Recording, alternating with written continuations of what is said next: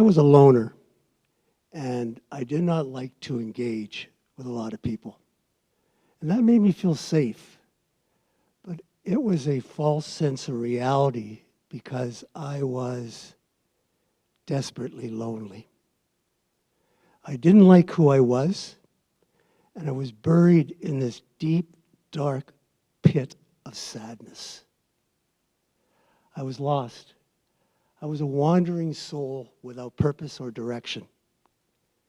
And when I did venture out, I had this facade that masked my private despair.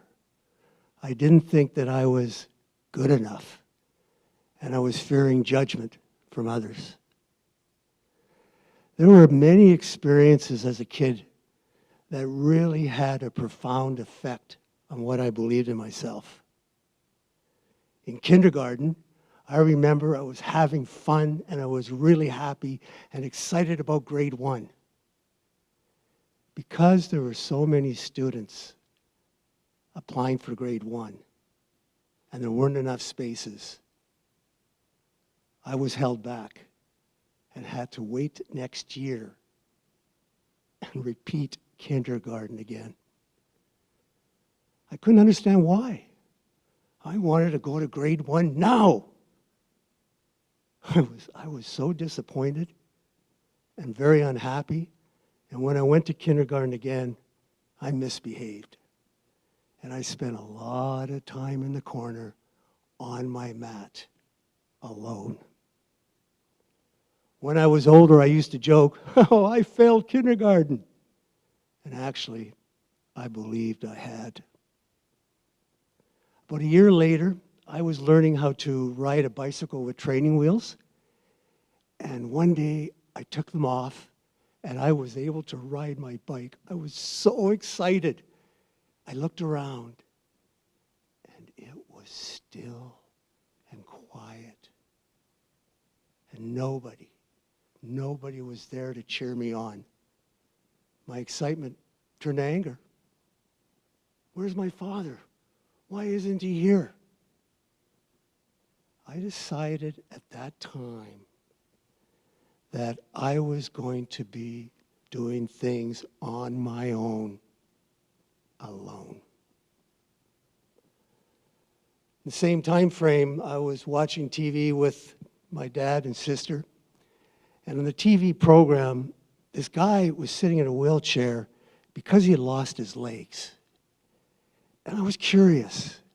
I said, hey, Dad, will those legs grow back?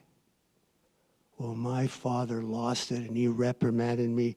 Michael, you're so stupid. Why don't you think before you ask the question? I didn't know. That's why I asked. So I sighed. I retreated inward and continued watching the program. I felt ridiculed. I felt small. I felt weak, like a puppy being scolded. From that day on, I did not like asking questions, and I felt safer in my silence. My parents came from the generation where children should be not seen, and whenever I asked why, they just said, because that's the way it is. I was confused. Why can't I speak up? So whenever my parents had their friends over, I would be sitting there listening to them, with my hands folded on my lap like a good little boy. Their smoking, their drinking, and their stupid antics made me feel awkward and upset. And when I was excused, I bolted to my bedroom because that was my only sanctuary.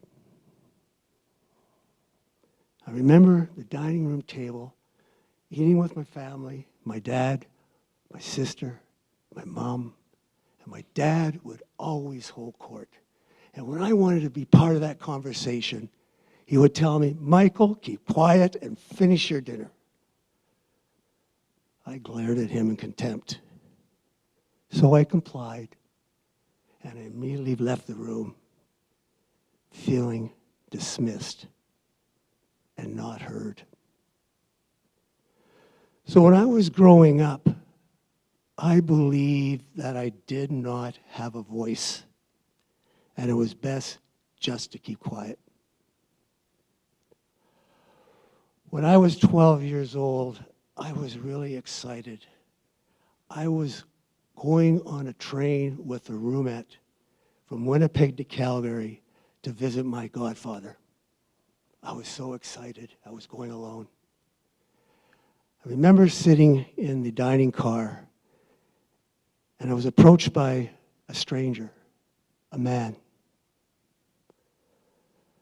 I don't really remember much, but I do remember walking back to my roommate with him. And inside, we were both lying on the bed, fully dressed. He was hugging and spooning me. I was very uncomfortable. I was really scared. I asked him to leave, and he did. I was just there all alone. I thought that I had really done something wrong, and I never told anybody. And I buried that so deeply so I could forget. And I carried a lot of shame and guilt until I shared that story many decades ago. And this experience is still a mystery. I had this expectation that my parents wanted me to be perfect at everything I did. And when I made a mistake, I was so hard on myself. Michael, you're so stupid. You're not supposed to make any mistakes. You gotta do better. And even today, I have difficulty when I'm doing something, I drop something, or something happens, I get upset with myself. And I have to stop, Michael, what's going on here? You know, take care of yourself.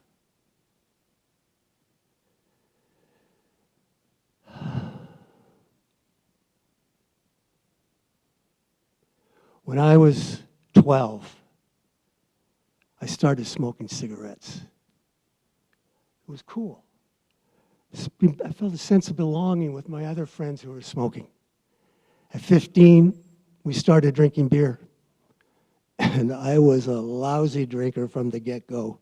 I would drink too quickly, I would get drunk too fast, I would usually vomit, and I would just feel horrible about myself. Yet I kept doing it again and again to numb my pain of sadness. At 15, in high school, I started smoking pot.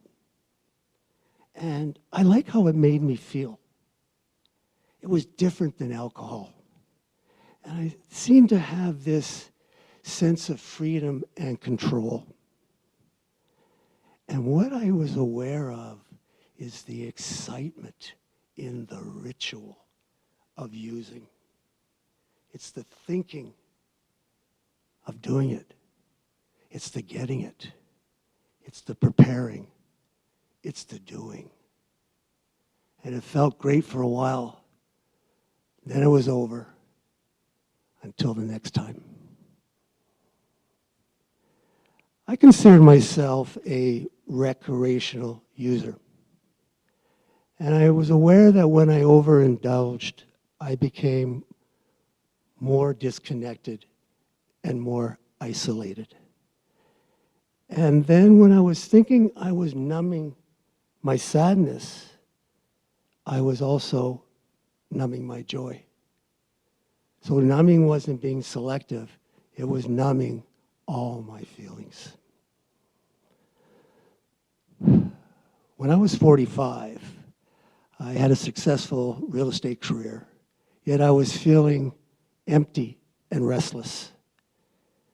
So I made a decision. I sold my house, when in hindsight I should have rented it. And then I moved to Costa Rica where I had bought a bed and breakfast.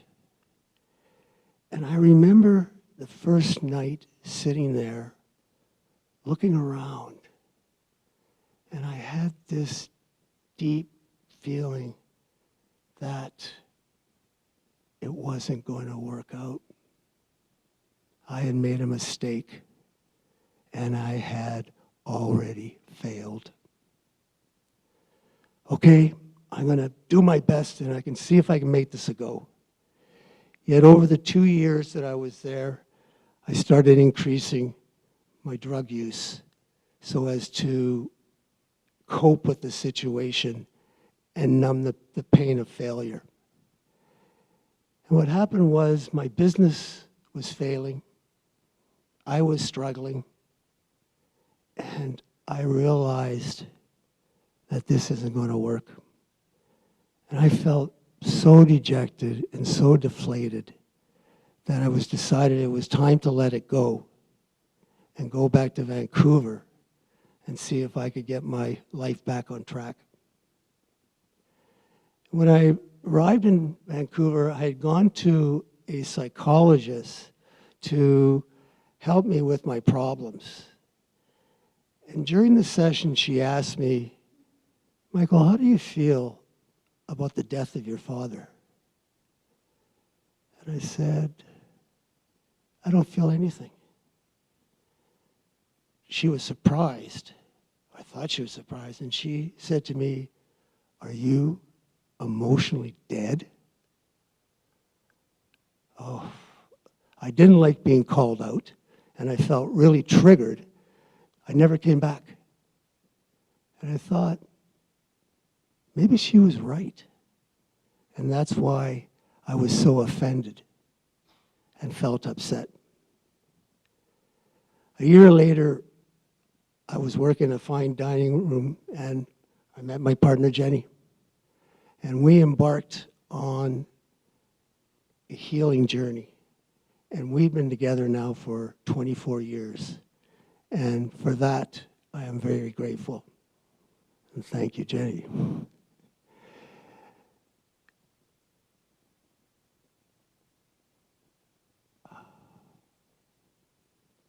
I thought that I had my substance abuse under control and that it was manageable. I was home alone, and I was feeling really despondent, and I didn't care about anything. So out of character, I went out late at night, and I didn't come back till the next morning to face the music. I had enough. I was sick and tired of the lie. I did not like how I was feeling. I did not like what I was doing, and I did not like where my life was heading. I had to make a choice. And if I chose the path that I was on, I would lose my relationship, and I would probably die alone and lonely. I chose life and connection. I was willing and committed to look in the mirror, to remove that mask, to dive deep, and to deal with the good, the bad, and the ugly, and find my authentic self. A couple years later, I was working in the real estate industry as a sales manager, and one of my clients had filed a complaint about a realtor. And as the managing broker, I had to respond to the real estate council. That incident took me out emotionally and mentally. I started to believe my thoughts that I was guilty of a wrongdoing, I was going to lose my job, and my life would be ruined.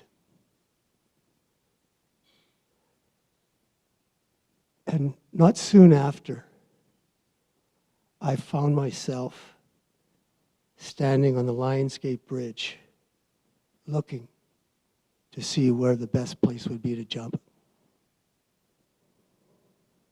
Thank God I didn't do that.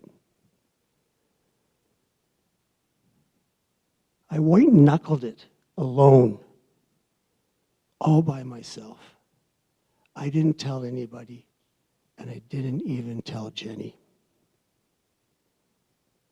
I got through it. And with all that angst, the case was dismissed, and nothing happened. Go figure. That was a wake-up call for me to realize that I had become so disconnected again. I had the tools. I had support in my life. I knew how to ask for help. Yet, I let myself come desperately close to choose suicide as a solution. I felt complacent, and I let my thoughts get the best of me. And how could something so insignificant make me want to consider taking my life? I learned that I stopped asking the questions whether my thoughts and beliefs were true. I recommitted to my inner work, which is an ongoing process. I take emotional risks, and I'm more vulnerable in sharing my thinking and feelings, whether afraid or not.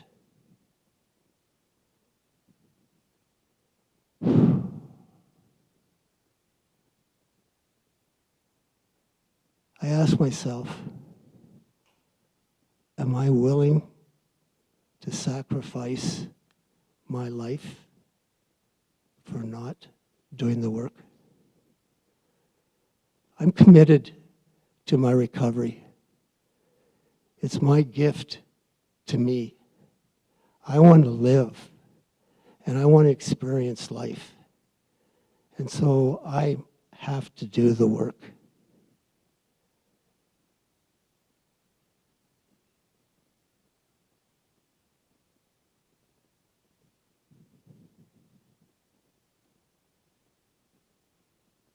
I feel like that little boy who's making a mistake, and I feel lost right now.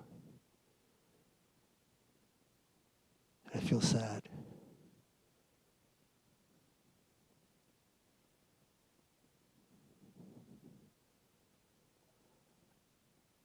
I realize that I don't blame my parents or society for my life choices. I take full responsibility and hold myself accountable. I look at my dark moments not with disdain, but as golden opportunities to learn and grow. And I have a better awareness of discerning spending quality time alone versus isolating. And I am gentler and kinder to myself.